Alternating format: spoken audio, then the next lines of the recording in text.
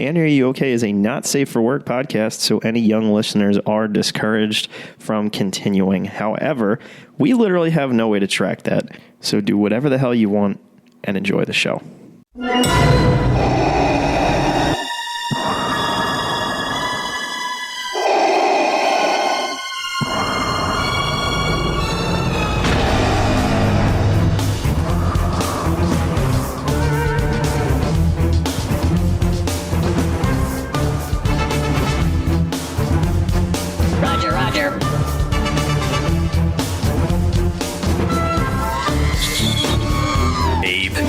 Nice typo.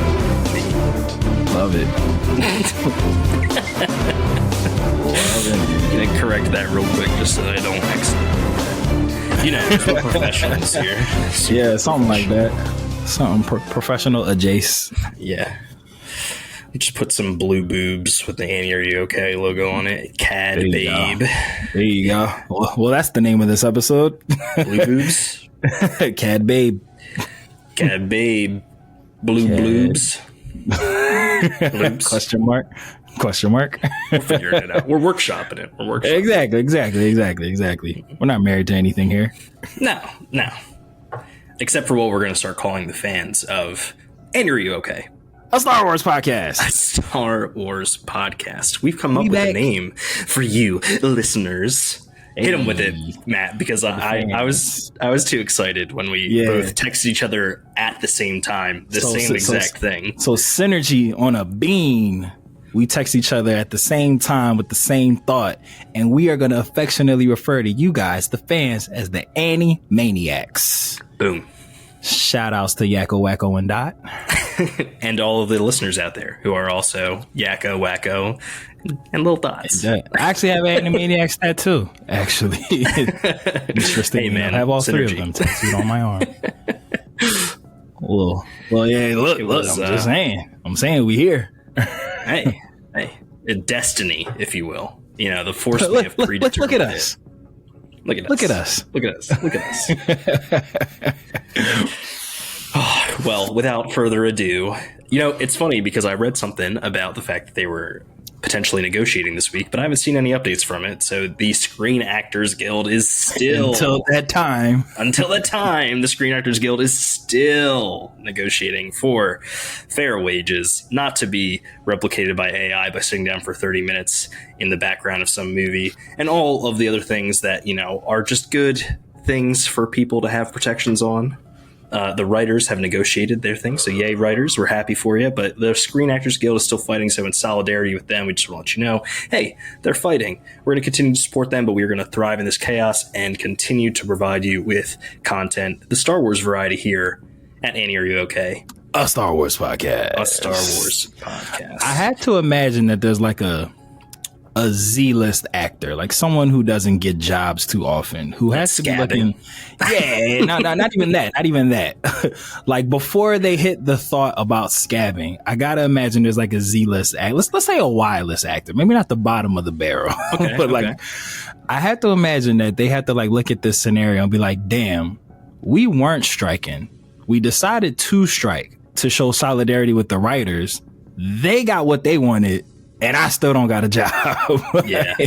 I had a job. I walked out to support y'all. Y'all got what y'all wanted. We still out here struggling. It was definitely one of those things where it's like, it was coming anyway. So maybe that's why. But like they have to, you know, so it's the workers doing what they have to do to secure these things. Because otherwise the monopolies that are the powers that be would just continuously beat everybody down. It's like playing spades. Sometimes to get your books, you gotta cut your partner. You know, sometimes. Little spade reference there for the people. The range.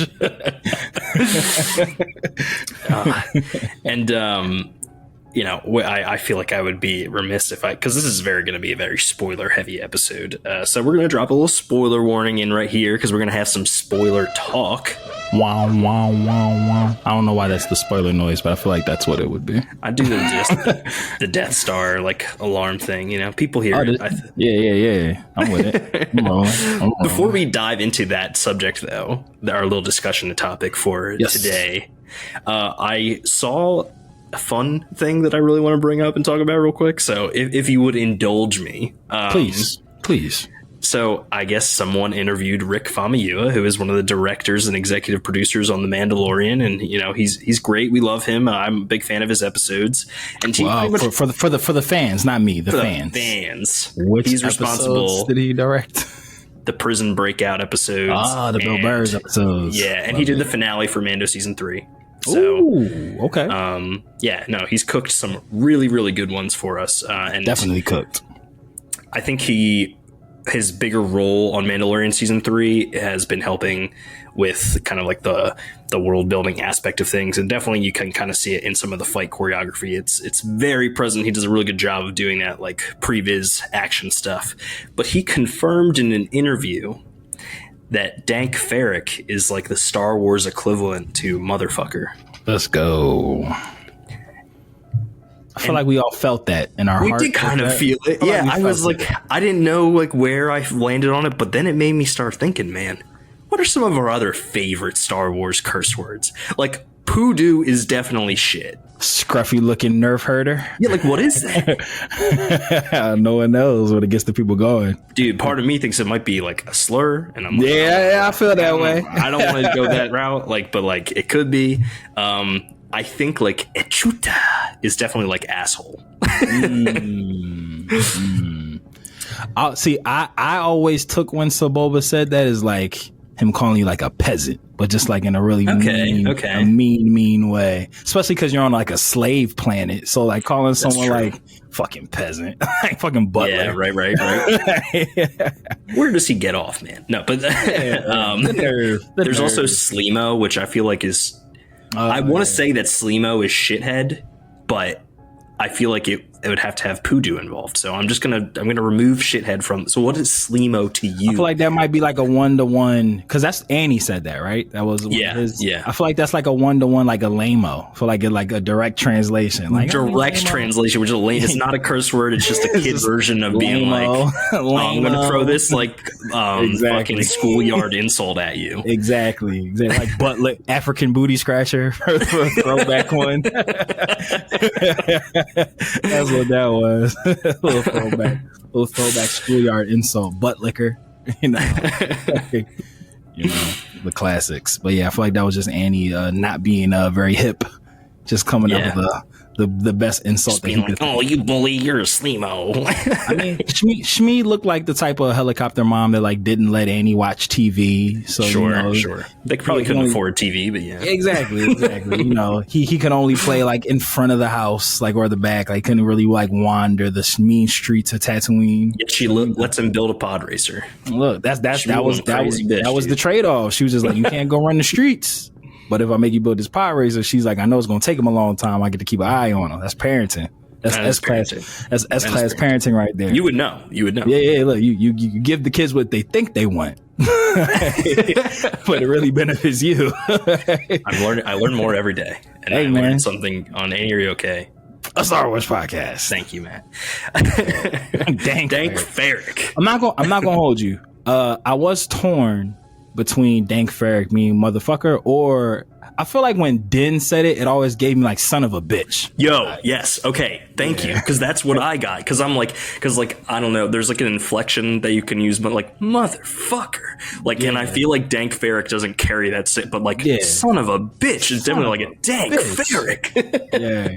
I mean, there are what you know what it is. Had he not said that it was like inspired by Samuel L. Jackson, because like he says motherfucker in a very specific way, like he uses it as an adjective, like I'm describing someone. Yes, that you're just 100%. A motherfucker. Whereas it's like motherfucker, like if you stub your toe, it's like motherfucker is like son of a bitch. It's like this is that's true.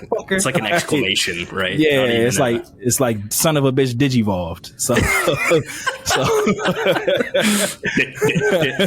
it's the champion version of exactly. Thank for it.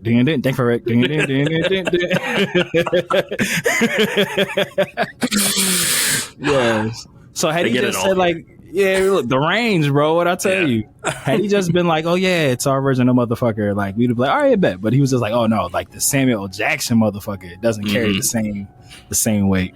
But I like it though. I love it. I wonder what it's like to be called a motherfucker by Samuel L. Jackson. I feel like you can't get mad. I feel like you like no. I feel like that's a feather in your cap. I feel like you like go on to then do something that like changes the world. Like after that, like he like instilled such a confidence in you. He was like, I am that motherfucker. He's right. Like, he is right. I'm a motherfucker. I'm gonna go fuck some moms. That's not me. Yeah. The notorious NFL MILF hunter. Man, he saw Donna Kelsey in the stands. That's when he plays his best. But he don't want that smoke. Travis and Jason will fuck him up. Literally kill him. He do not want that smoke at all. Fucking. Well, all right. I guess it is. Attack. I guess it's time for us to move on to our actual Star Wars discussion and not just talk about Star Wars curse words. Although we will be on the lookout. Oh yeah, facts. As they start popping up regularly, we'll definitely 100%.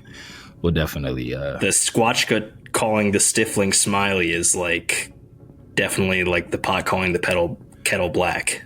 Yeah, and then we got aren't spice heads like a thing? Like that's like an insult, like a drug addict. Yeah, because I know in Batman they're drop heads because they all do the drops, and then obviously in real life we have like meth heads and crack heads. I feel like spice heads would be a thing. That's probably like that's new. Spice Dream. Or what about someone who's like addicted to like back to baths? I feel like Boba is. Yeah, man. I feel like he had an addiction there. That's where the dreams come. Escaping reality, riding the dragon. Come on, touch me.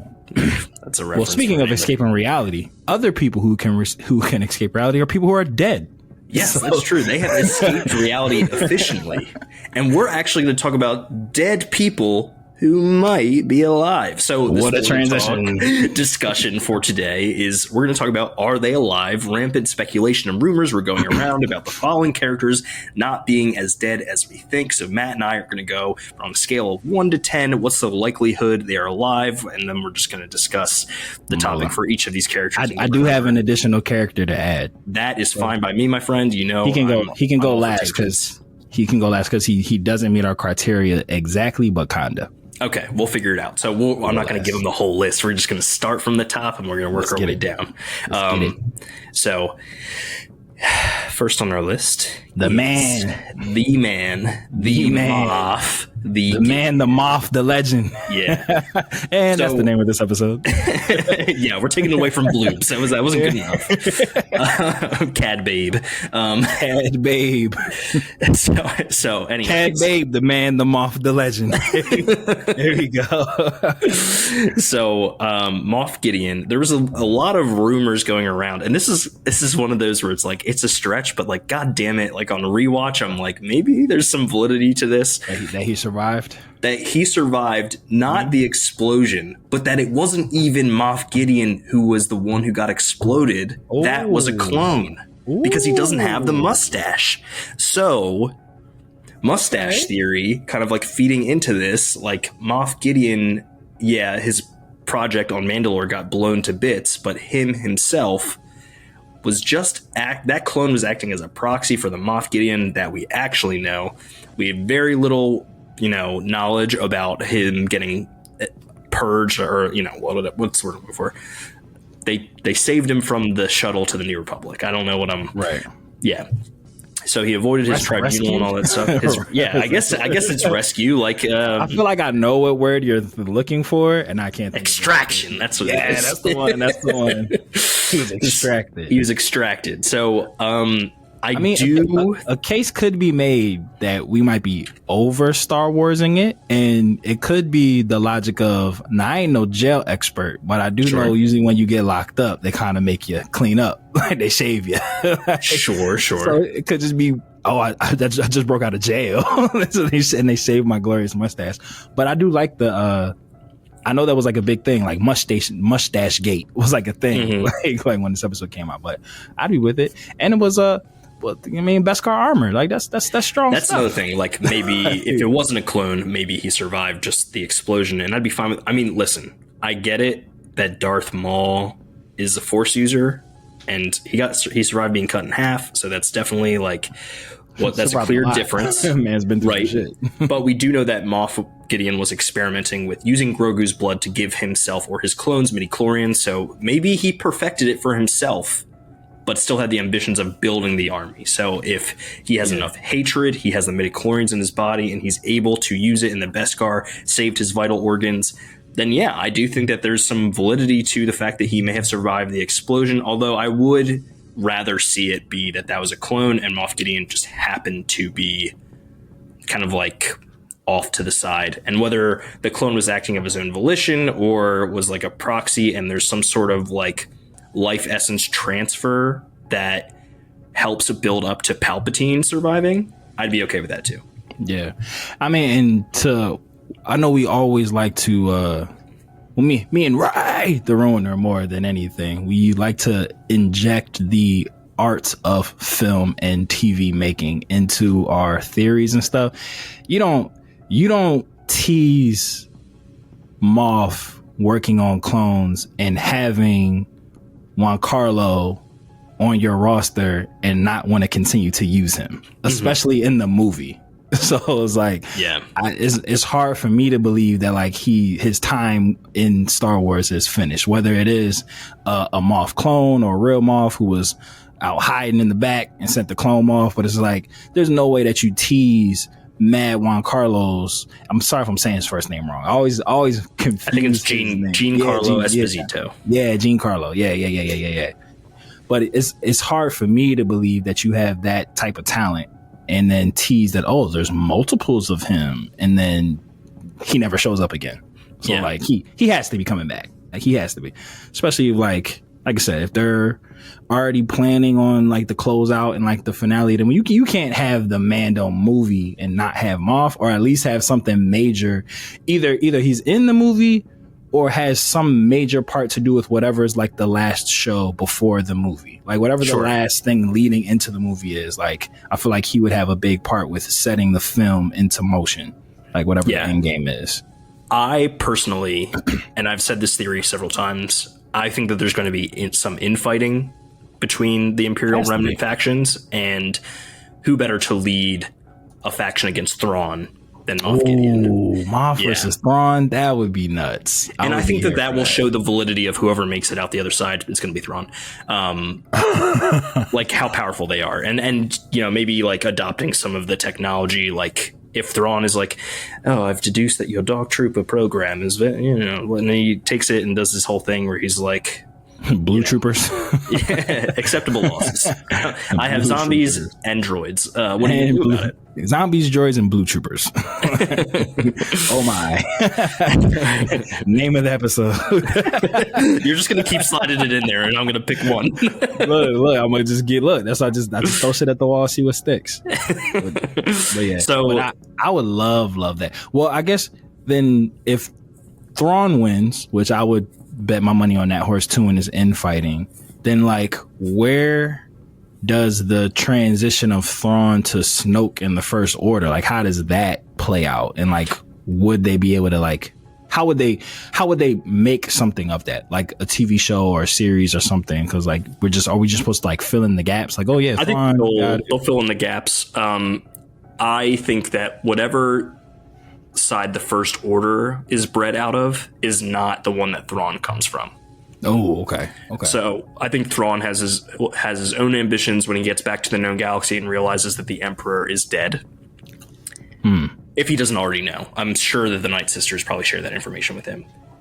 He is going to try and supersede power to, essentially take that back to the Chiss and defeat the Grisk, which is a big part of the novels that have been going around. That is kind of like the main adversary for him in the books. I could see them trying to have that play into things, and it makes the unknown region seem like a much more dangerous place. And I think we need to continue to add threats to the galaxy that are outside the Sith. So to me, that makes the most sense.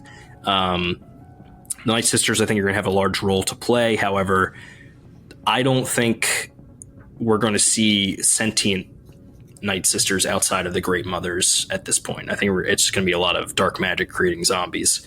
So no Marin. you know, as much as I love it, I have a feeling that they're all sitting on Tanalor or something like that. Yeah. I just don't think the timelines match up well enough. Yeah, I was gonna say I wouldn't be surprised, and I'll take it. But I feel like even if it's not, it would be canon. But I wouldn't be surprised if it's not just like a special or some shit. At this point, I feel like we're only gonna get Cal from those games, like in live action in some form. Like I said, it could be like a special that Cameron just happens to do. Like, it doesn't necessarily have to be like a main show or, you know, a project that's like moving the story. It might just be like a little side thing, but it's like he figuratively and literally like embodies that role to the point that's just like, and he's clearly like loves the lore, loves the fandom and stuff. So like not letting him, even though I know he does like mocap, so technically he did get to do it in real life, but like not letting him be Cal in live action, I feel like would be like a super injustice. I think that they're probably going to determine whether he makes his appearance in live action based off of how the third game goes. That's a good point. But there's like the path has been mentioned in Obi-Wan, and like there's characters there, but they also took Forrest Whitaker and threw him into Fallen Order. So like if they take Roken and throw him into the third Jedi game, like I think that's totally plausible. I want to see those characters interact. I think it'd be great. I would love to. I think that like there were a lot of side characters in Obi-Wan who got the short end of a stick in terms of like narrative that I think could be really interesting, and they could pull into other stories, whether that manifests itself within the video game or if we get a series about the path. I'd be fine with that. I think that like the era between episodes 3 and 4, while is being explored by a lot of different people, there's so many more stories to be told, and it's the most interesting time of the galaxy. You just might have did a thing, and we can bleep this out if it's a good idea. We always say that, never bleep out the good idea. I would be totally here for like a little limited series, little 6 episode, little something Disney Plus, like called like The Path. And it could like literally be about like that. Cause you saying what you just said about like characters in Obi-Wan, I'm not going to remember her name, but the girl who like blew herself up to like help them escape when they were trying to get away, like the second to last episode, the girl who was like, who was running that division of the path for that planet. Like, I thought she was dope. Ice Cube's son, his character was amazing. Like, and we now know that, Ahmad Best, Two Swords, like was the one that helped Grogu get away. So he could help with the path. Like, you could bring mad characters. And you could tell that story over the course of an extended timeline, like it could where be like each an episode's like exactly kind of like I think The Walking Dead tried to do something like that, where it was like a different cast every episode, but like I'd be so for that, and giving Cal an episode would be that's what I'm saying. You could fit Cal in there and then not fuck up the timeline and not have to like massively age up Cameron Monaghan like with super old people makeup. Give him the Steve Rogers in Endgame. I'd be all for that. Well, since we kind of went on a tangent there, let's reel it back in, and let's give it our score on a validity scale, 1 to 10. Do you think we'll see Moff Gideon in the flesh, not flashback, in the flesh? Gotcha. So, an iteration of him, 10. Like, I'm not totally sold if it's like the Moff that we know. So like the Moff that we know, I'm gonna say 5. Okay. But like his physical being of the actor playing him, like the character of Moff Gideon in some iteration, 1000% is gonna be back. I agree. I'm gonna put it at a 10. I don't know how they're gonna do it. I'm not confident to speak to like that aspect of things. I just don't think that Moff Gideon's character, whether it's a clone or the original, is done, and not in a flashback. I think that they could definitely throw him in a flashback for the next time Grogu's at the armor and they're banging hammers on things. PTSD. He's like, that's when people go through their visions. I don't know why I made Grogu sound like Mickey Mouse. Oh shit! Oh, oh boy, that's one scary clone trooper. This is the way. Dank Ferrick. Dank Ferrick. For sure.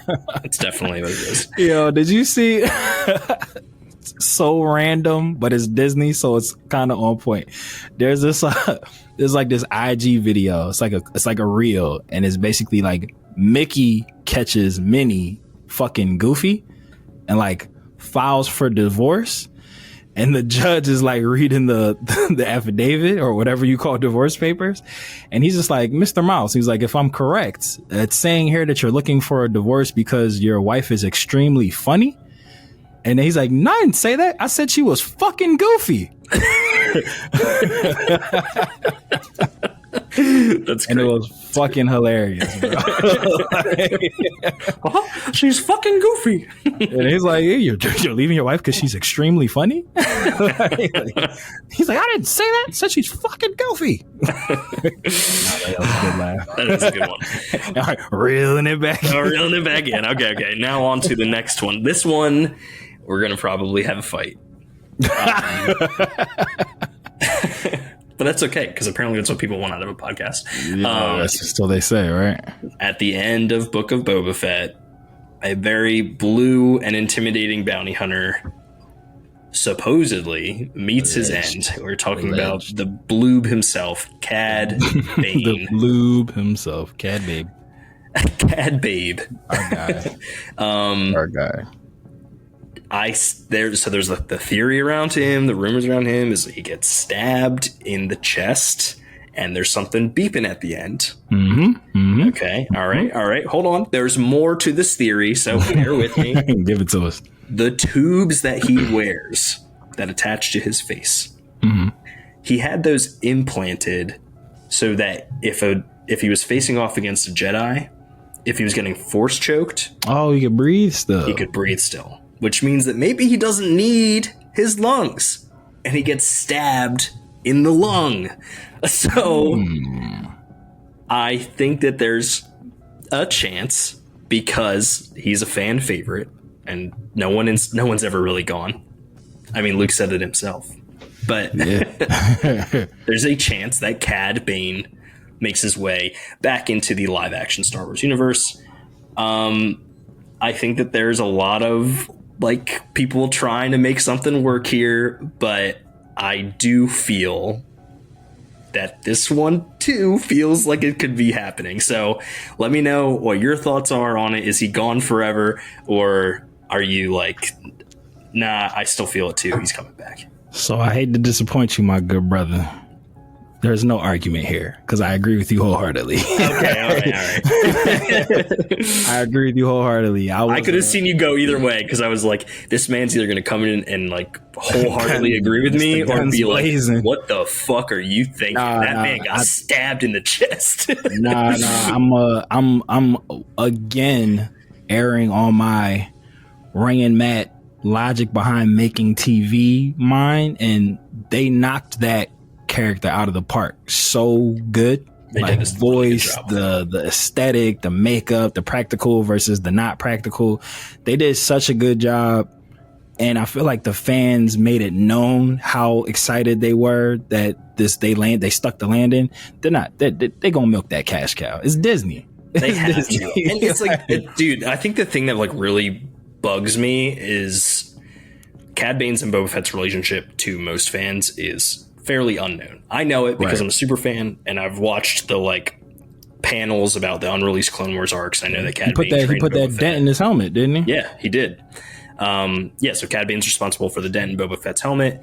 This is a big deal to me. I think this character has so much more to give, and not in an animated capacity. They have shown he can be in live action, and damn, he looked good. So I agree with you. He is a cash cow for...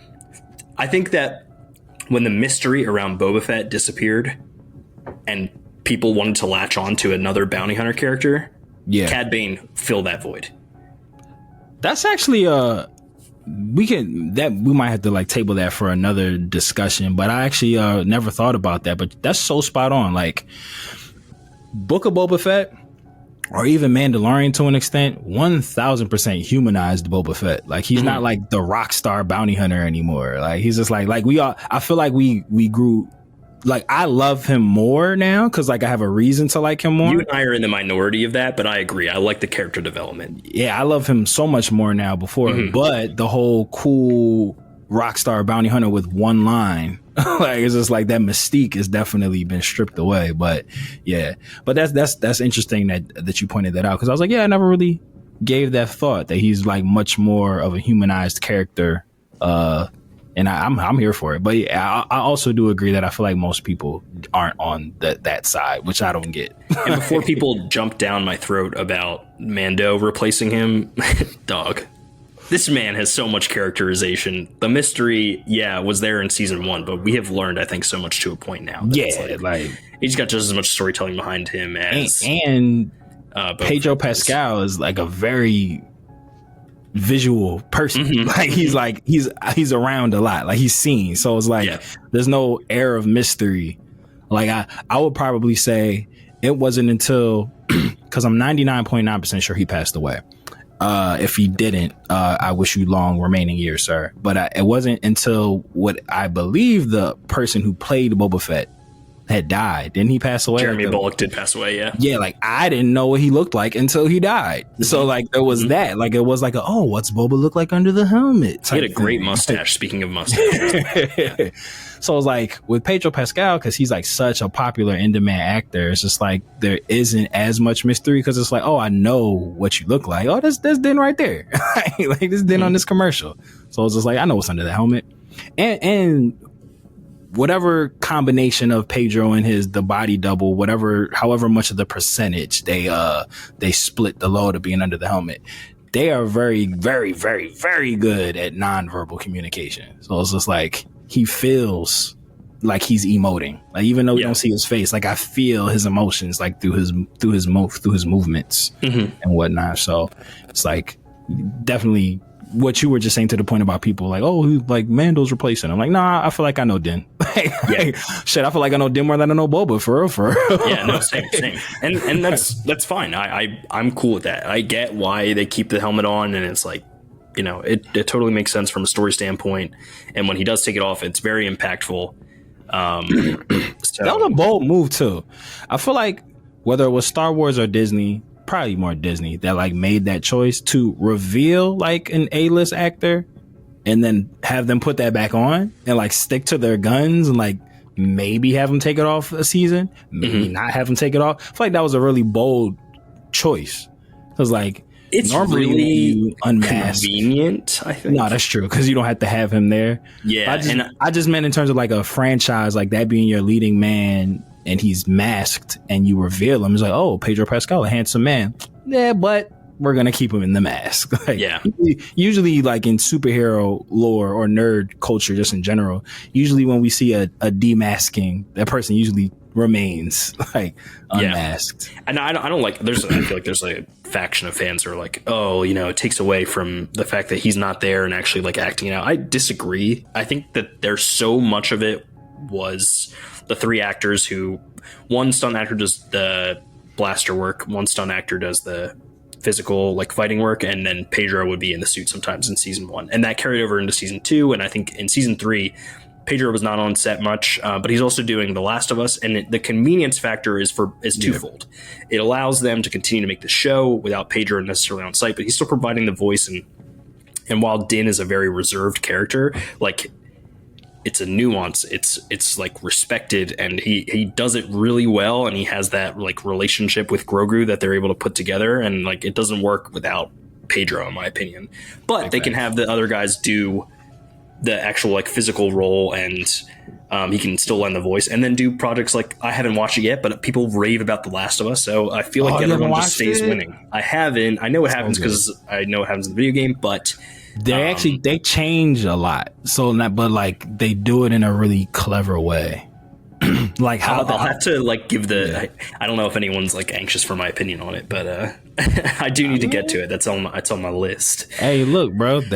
We trying to take over nerd culture. That's a part of it. I'll be down to do a review with you, brother. We could figure out where we can house it at a later date. We put that shit out. Yeah, you can figure it out.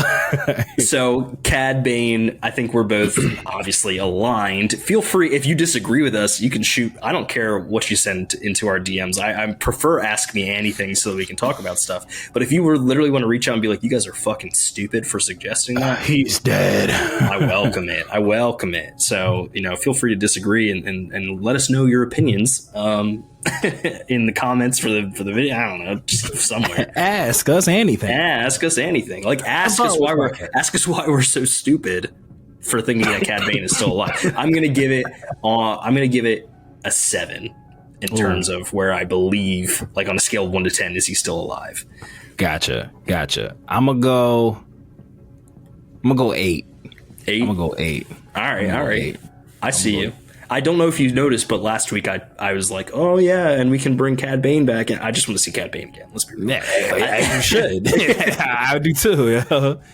I mean, my bonus one kind of does fit better here, but it can wait. Like, I'm fine with like going to like the actual next person, but like continuity wise, it kind of fits here. Fair enough. Well, I will let you give it to me. However, I just need to plug in one last Cad Bane thing. Please. Some of my nieces are growing to be too big to be called this, but I love calling them. I love going, "Hello there, little lady."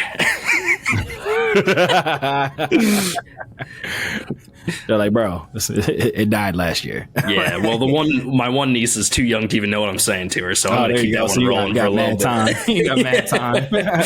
Hello there, little lady. All right, go. So, give me your character. Who are they still alive? So why I said he kind of meets our criteria but doesn't. He is definitely still alive, but I want to know like what the implications of that might be. So I'm obviously talking about whoever decided to name Cobb Vanth in the show with a character called Cad Bane. Hey, I hate you. I hate you for doing that. Corn on the cob vein. Especially when you have them in scenes together. How the fuck is anyone supposed to like break that down and not fumble over the words? So in the end credit scene, spoiler alert, if you haven't, this is spoiler talk, so they're gonna have to deal with it. If you haven't watched Book of Boba Fett by now, like what are you really doing here?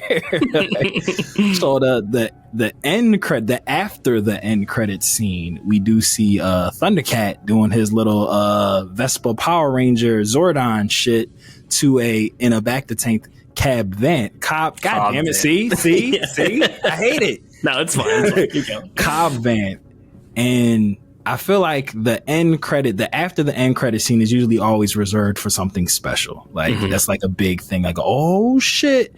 So when you saw that, what do you think Corn on the Cobb Vanth's involvement is going to be thus forward for him to have gotten the after the end credits spoiler scene or teaser scene? So we know he's still alive, but like, what do you think he's going to be doing with said life, with regained life?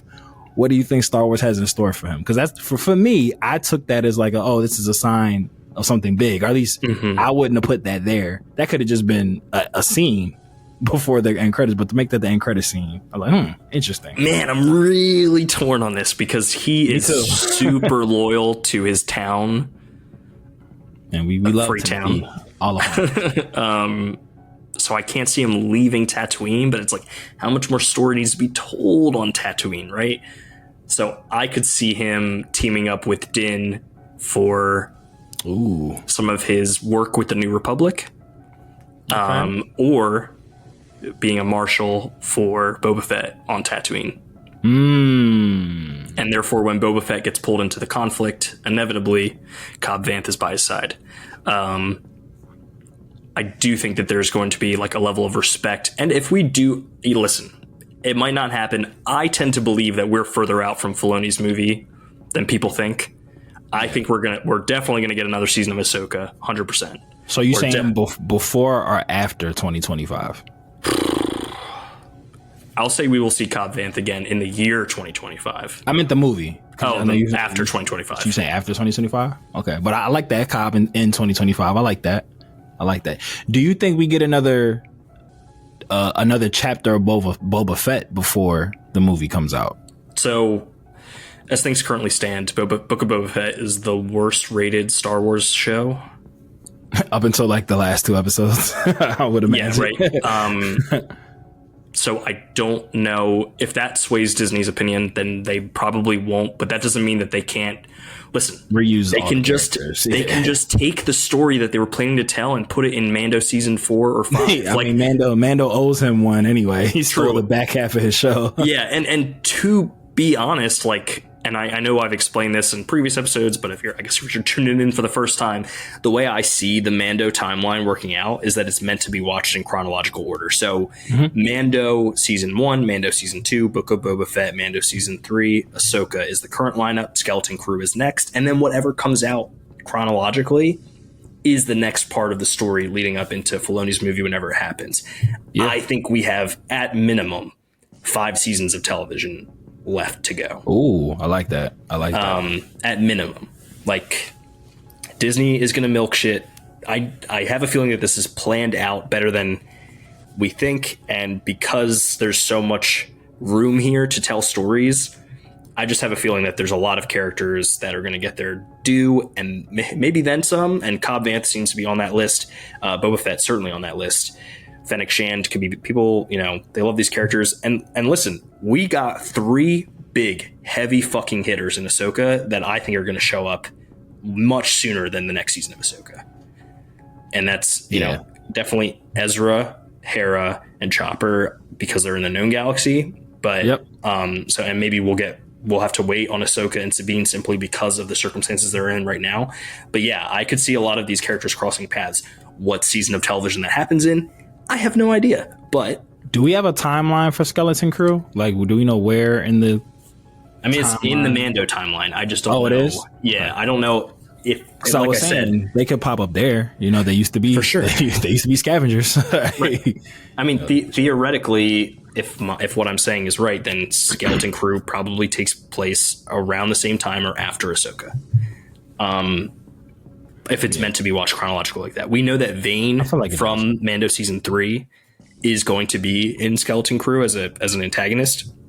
So it kind of like lines up there to be after Mando. Which one was he? Was he the pirate guy that got away? He's the pirate that gets away. Yeah. Got it. But yeah, no. But I think I agree with you in terms of like the having to be watched like in chronological order, because I know a lot of people in a blinking you'll miss it type situation that from the time that Din let Grogu go with Luke till he goes back and get him, there's like 2-3 years had like passed. Like they had been separated for a minute, and like having Book of Boba Fett happen kind of like helped, because had we just went from like one season of Mando to another, that wouldn't have felt believable to me. Like, it ain't been 2 years, but like having all that stuff happen in the Book of Boba Fett, and then even like to start off Mando when he was damn near cutting his leg off with the darkness blade and stuff. I mean, if you think that characters aren't going to show up, like Ahsoka didn't have to be in Book of Boba Fett, but she was. Yeah, you know what I mean? Like, that's why I really think we're going to see these characters cross paths. And is it going to be convenient? Absolutely. But is that Star Wars? You bet your fucking ass it is. Look, after our lovely adventure, me, you, the Ruiner, Skip, and the Neshaminy Strangler, what did we say? Like, we're never doubting Filoni again. We're just leaving it be. Even with the finale, like how he chose to pivot and let Ezra go home and them stay. Fucking chef's kiss. Perfect ending. I loved it. I'm a big fan. I just rewatched the Shadow Warrior episode of Ahsoka. Man, fourth time around still hits. I was like, it's such a good episode. So good. And in my rewatch of Ahsoka, because I'm that crazy, I'm on the finale, so I'm about to rewatch Rings of Power. I'm definitely about to start watching Rings of Power again. I feel that show. Compelled. All right, we have one more character. Dufanawi. One more character on our list of Are They Alive? This one to me has the least likelihood, but that doesn't mean that there isn't a case for it. And I'm sure a lot of Raylos will be happy about this name on the list. But we don't call them that. They're called cousins. That's their relationship name. Cousins. Okay. Is Ben Solo alive? We see him evaporate like a Force ghost, but we don't see his Force ghost. Is he just like trapped in some nether region of the Force? Did he like totally die? Alabama of the universe, baby. Yeah. Well, okay. So here's the thinking on this one for why they might be alive. You would think that a dyad in the Force would mean that their fates are tied. Right. So Rey not dying and Ben dying feels like narratively it doesn't hold up, and that there might be room for Ben to work his way back into the living realm somehow, and they could explore a whole new area of lore there for whatever sort of like reincarnation that could be. I think a lot of people would be upset that it's him who does it instead of someone like Anakin, but I think that it's still plausible that we could see a story like that. I personally don't feel super strongly about this one, but I do think that there are some weird inconsistencies with his story specifically that could lead to maybe a return. How do you feel about this?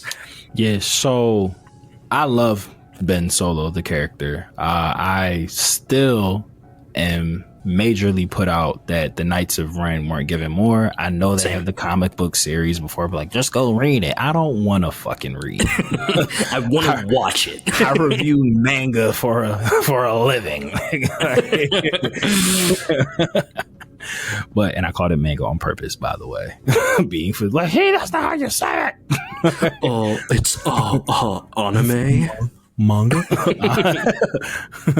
But yeah, I love Adam Driver. Like, he's like I fuck with him as an actor, hard body karate. So I unfortunately don't think we'll see Ben Solo again, but I feel like it'd be more of a business standpoint, not a storyline standpoint. I don't think Adam Driver would come back unless it was like, he gives me the type of person that, like, if it's not an amazing idea to push the story forward, I'm not coming back just to say I came back. I respect that, and I want it to be an amazing story if he's going to come back. So I'm going to lean But because they already made him kiss Rey, I already don't want whatever the fuck they're going to have him come back to be. I already don't think it's going to be a good story. Like, to bring him on some like, oh, feel free to love again type bullshit. Like, y'all are cousins, you kissed, like, you're fucking weirdos. Like, leave it alone. Like you kissed your cousin, let's move on. Like, we can storyline our way out of this. Like, let's not die on this hill. But I would love to see Ben come back. But yeah, Rey is getting a Solo film. I'm torn now, because it's like, I don't see how you can make a Rey Solo and not have some type of Ben cameo. In a perfect world, a reference. But I can see how you wouldn't. Like, I could see, again, business side of it, I could see Adam being like, yo, y'all gave Daisy all this shit. This is her moment. Like, let this be about. Also, for that reason, I could see why John Boyega might not want to do, like, hey. But no, I think for that reason he would do it. He was like, yo, I don't want her to go through this by herself. Yeah. Like, we did this together. And we know how close they are too. Like, exactly so. But for Adam Driver, I could see him, because he has clearly gone on to like outgrow the role, whereas Daisy Ridley, like, she is Rey. Like, we don't really, oh, Daisy, yeah, from such and, like, name me another Daisy Ridley movie other than Murder on the Orient Express, and that wasn't even her. She's not the star, so it doesn't count. But yeah, I could see him being like, yo, this is Rey's movie. You don't need a Ben cameo. Feel free to talk about him. It's your IP. But yeah, I don't want to do it. I'm fine. Yeah, if anything, it'd be like in passing. So I'm gonna grade this one a 3 on chance to return. I'm not gonna give it a 1. I think that there's always no one's ever really gone. So you know what? I might have to take all of the funny names of the episode and just make that the title. It's just a hyper amalgamation of all the fucking joints. Yo, you know what's funny? If we want to make this like a bonus reel, sure. So you know, like how on camera it's like the inverse, like right. So like my right is the left camera, like so. Not thinking that it's the inverse. So I'm holding my weed pen in my left hand, right? I'm holding my weed pen in my left hand, but because it's on the right side, I have my right hand up, and I'm like, "What the fuck is my finger?" I'm like sitting here like, "Why the?" You tripped yourself out on. I was trying to hold my cool and like keep going, but I was like, "What the fuck is going on?" Not realizing this is my left hand, but it's on my right side. I'm leaving that in, by the way. No, please do. Make it. This could be like the bonus reel on Wednesday. But I'm gonna give it a 2, only because like it's either this or that. It's either he's definitely gonna do it and it'll be something super nothing, or he's not gonna be in it at all. Like, so it's like I don't really give it any hope. I'm kind of like I'm fine either way. But again, like for the character of Ben, I would love for him to show back up, but because I don't have faith that they would give him like a solid return, I don't want it. That's fair. Well, I guess we'll leave it at that. Thanks for throwing in an extra bonus. Yeah, we know we're there, but like I look for reasons to talk about Timothy Oliphant. I love Timothy Oliphant. I was about it. That man is born to be a sheriff, and that man is going to be a marshal somewhere in Tatooine. 1,000%. He was born with a 10-gallon cowboy hat on his head. Not only is he the best paper salesman in all the Scranton Wilkes-Barre area, but that man can sling a gun. Hey, man. Yeah, man. That one was specifically for Ray the Ruiner, but got to shout out the fiance. Yeah, I mean. Fiance of the show, Jeremy. Shout outs to you, buddy. We didn't forget. We got you in here. You know, everybody gets one. Everyone gets one, unless you're Jeremy, in which case you get one every episode. It's like, you know what it is. You know what that's turned into. It's like the running gag on Jimmy Kimmel when he's just like, "Oh, our apologies to Matt Damon. We ran out of time." Like at the end of every episode. Jeremy's our Matt Damon. We like him way more than Jimmy Kimmel likes Matt Damon. Let's make that explicitly clear. 1,000%. 1,000%. Jeremy's our guy. Like I look forward to the day that I meet him actually in real life. we donated to his veterinary offices. But he's the one from France Fund. So link will be in the bio for that as well. You can continue to donate to underprivileged pets. How much did we make? Is that something we want to share? Are we happy about that? I'd have to go back and look, and we donated more than nothing. Hey, donated something. Well, then that's a win. It is a win. It's helping some pets. I forget the final number. Either way, you can continue to donate to France Fund. Feel free to do it in the name of Annie. Are you okay? I wouldn't be upset. A Star Wars podcast. But that is it. That's going to close it out for today. I have been Mikey. I never tell you my name at the top, so I apologize. Mikey _ the illest on Instagram. You can find me there and at Annie, the letters RUOK pod on Instagram and Twitter. And Matt, where can the people find you? All the same places that you can find my good brother Mike, as well as over on our sister podcast, the Dragon Ball Faux Life podcast, super produced by Mikey and GT producer Paul to keep us crispy clean, no caffeine. I actually did work it into the outro for the last one. I'm so excited to hear it. So you'll hear it. But yeah, I'm a _menace2 sobriety on Instagram. That's the number 2, not spelled out. Matthew Porter on Facebook. That's 2 T's in both Matthew and Porter. And then you'll find me back here, baby, all the time, because we back. That's right. We back. We are back. We're not going anywhere. We have fun things in store. We already got next week planned out, but it's a secret, so I can't tell the listeners. Look, I'm excited. I don't even know. I'm excited. I know. I'm going to tell you when we stop recording, but they can't know. Solid. But very exciting one for next week as well. So we know that for a while we were saying new episodes every Monday, but life finds a way to fuck things up. So life be lifing. We're going to do an episode a week, and I'm going to try and get back on that cadence, when we can get our shit together. We ain't going to tell you the day, but it's going to be one a week. We can tell you that. That is a promise here from us at Annie. Are you okay? A Star Wars podcast. May the Force be with you. And with you, are you ready for the new outro? I'm ready for the outro. Hit me with the new outro. So we would still end with May the Force be with you and with you. That would be like how we end it. Okay. But I'm leaving this in, by the way. So you No, please. Okay. The layup to the endings, like now that you guys are the Animaniacs. Those are my guys. All right, Animaniacs. You know, like we always say here at the Andy Are You Okay podcast, whether it's the prequel or the sequel, whether it's Luke, whether it's Rey, always remember, Andy gonna be okay. Yo. I was excited. You surpassed my expectations. So. Let's go. That's the outro, baby. Hey, man. You'll be hearing that outro every week here on Andy Are You Okay? A Star Wars podcast. And we out. Thank you, man. We out. Later, nerds.